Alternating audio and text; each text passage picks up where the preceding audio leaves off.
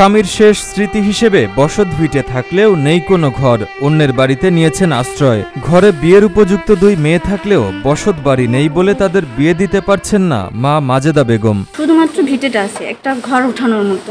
এখন আমাদের ওই সামর্থ্যটা নাই যে আমরা ঘর উঠে সেখানে থাকবো। পরের বাড়ি মাছের বাড়ি থাইকে মনে করেন যে এখন মাইয়া আছে, মাইয়া বিয়ে দিতে পারে না হেনে বিয়া। মাজেদা বেগমের স্বামী হাফেজ মুন্সি দীর্ঘ 20 বছর ক্যান্সারের সঙ্গে যুদ্ধ করে হেরে গেছেন। স্বামীর চিকিৎসায় ফসলি জমি সহ নিজের বসত বাড়িও বিক্রি করেছিলেন, তারপরও বাঁচাতে পারেননি। স্বামীর মৃত্যুর পর ছেলে মেয়েকে নিয়ে শুরু হয় মাজেদা বেগমের মানবেতর জীবন। সে মারা গেছে, এখন বাড়িঘর যা আছে সব বিক্রি করছে। খালি মনে করেন একটু পোতা আছে, খালি পোতা যদি সরকারি ঘর দেয় শুনছি, যদি একটু ঘর দিত তাহলে একটা ছেলে 3টা মেয়ে নিয়ে ঘরে পোতায় একটু থাকতে পারত।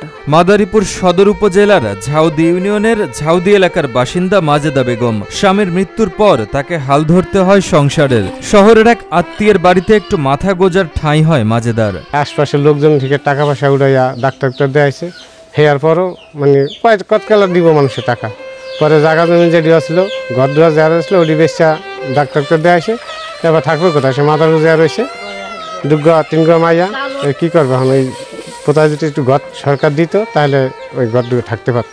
মাজেদা বেগমের ছেলে মাসুদ মুন্সি জানায়, তার বাবা হাফেজ মুন্সির ক্যান্সারের চিকিৎসায় জায়গা জমি এমনকি থাকার ঘরটাও বিক্রি করে দিয়েছেন। বর্তমানে এক আত্মীয়ের বাসায় আশ্রয় নিয়েছেন তারা। রাজমিশনে ধরা পড়ছে ক্যান্সার, এই জন্য অনেক টাকা খরচ করছি। আমাদের চকে যে জমি ছিল, জমি জমা সব বিক্রি করে আমাদের বাড়ির ঘরের যে ঘর ছিল পোতায়, সেই ঘরও বিক্রি করছি।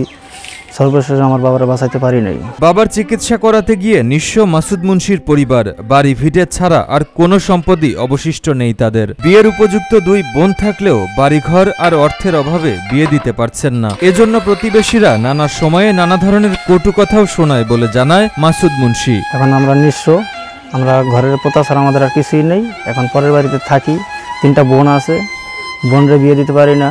বিভিন্ন মানুষে বিভিন্ন রকমের কথা বলে। বাবা হাফেজ মুন্সি মারা যাওয়ার পর পরিবারের সবার ঠাঁই হয় এই আত্মীয়ের বাড়িতে।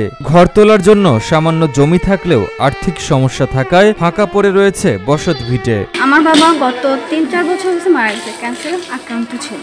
আমার বাবার চিকিৎসার জন্য জমি যা ছিল সবই বিক্রি করা হয়েছে। এখন শুধুমাত্র ভিটেটা আছে ঘর উঠানোর জন্য। এখন আমরা আপাতত দেশে নাই, আমরা এক আত্মীয়র বাসায় আছি, আশ্রয় হিসেবে আছি। ঘর না থাকায় মেয়েদের বিয়ের তেমন কোনো সম্বন্ধ আসে না, আসলেও নিজেদের থাকার কোনো ঘর নেই শুনে পিছিয়ে যায় তারা। থাকার মতো একটা ঘর পেলে মেয়েদের বিয়ে দিয়ে মাজেদা বেগম হয়তো একটু স্বস্তির জীবনযাপন করতে পারতেন, এমনটাই ধারণা তাদের আশ্রয়দাতা রিজিয়া বেগমের। তার মেয়েটা সেনা হয়েছে আমাদের বাড়িতে, তাও থাকতে দিছি মাজেদা বেগম। তার মায়েটা খুব সেনা হয়ে গেছে, পড়ালেখা করে। তো মায়েটা আপনারা যদি সাহায্য করেন, ঘরটা বুঝিয়ে দিতে পারেন, তাহলে মায়েটা বিয়ে দিতে পারে। অন্যের বাড়িতে কাজ করে ছেলে মেয়েকে বড় করেছেন মাজেদা বেগম। এর মধ্যে বিয়ে দিয়েছেন এক মেয়েকে। মেয়েদের বিয়ে দিতে এবং নিজের একটা মাথা গোজার ঠাঁই পেতে একটি ঘর চেয়েছেন তিনি। অসুখে ঘরের পোতা বাড়ি ঘর বেচা, চকের জমিন টমিন বেচা চিকিৎসা করছি। ক্যান্সার হয়েছিল, আপনার দ্বারা একটু দাবি আমার পোতা একটু ঘর উড়াই দেবেন, আমার আবাসায় পোলাপান লিয়ে থাকুন। মাজেদা বেগম ও তার পরিবারের এমন মানবেতর জীবনযাপন দেখে স্থানীয়রা তাকে একটি ঘর দেওয়ার জন্য সরকারের কাছে অনুরোধ করেছেন। এখন যারা বাসায় কাজ করে খায় অনেক কষ্ট হয়, যদি একটু সরকারের সাহায্য করতো হয়তো তাহলে কোথায় থাকতে পারতো। মাজেদা বেগম আবেদন করলে যাচাই বাছাই করে দেখার আশ্বাস দেন মাদারীপুর উপজেলা নির্বাহী কর্মকর্তা আল মামুন। তিনি যদি ঘর পাওয়ার যোগ্য হন তাহলে সরকারের পক্ষ থেকে অবশ্যই তাকে ঘর দেওয়া হবে বলে জানান তিনি। সামাজিক নিরাপত্তা যে কর্মসূচি রয়েছে আমাদের, সেই কর্মসূচির আওতাভুক্ত যদি না হয়ে থাকে, বিশেষ করে বয়স্ক ভাতা বা যদি তিনি স্বামী পরিত্যক্ত বা বিধবা হন, বিধবা ভাতা যদি না পেয়ে থাকেন, আমাদের কাছে আবেদন করতে বললে আমরা যদি তিনি যোগ্য হন তাহলে সেই সামাজিক নিরাপত্তা কর্মসূচির আওতায় তাকে নিয়ে আসার জন্য প্রয়োজনীয় ব্যবস্থা গ্রহণ করতে পারবো। এছাড়া যদি তার সন্তান বা অন্য যারা আছেন যাদেরকে আপনার পুনর্বাসনের আওতায় আনার সুযোগ থাকে, বিশেষ করে আমাদের সমাজসেবা থেকে নদীবান্ধন পরিবার যারা রয়েছে তাদেরকে ঘর দেওয়ার সুযোগ রয়েছে।